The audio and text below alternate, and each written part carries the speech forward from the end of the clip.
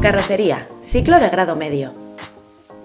¿Qué voy a aprender en este ciclo? Realizar operaciones de reparación de vehículos y montaje y transformación de accesorios. Para ello aprenderé a diagnosticar deformaciones estructurales en vehículos y su correspondiente reparación en la carrocería embancada. Interpretación de planos y croquis y mecanizado de piezas.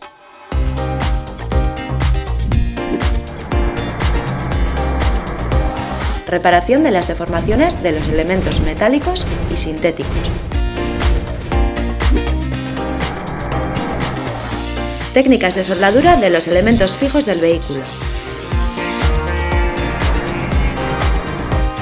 Sustitución y reparación de elementos amóviles del vehículo como suspensión, dirección, frenos, alumbrado y cierre.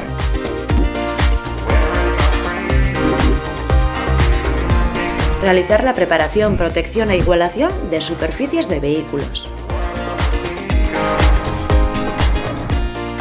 Pintar vehículos, corregir defectos de pintado y realizar rotulaciones.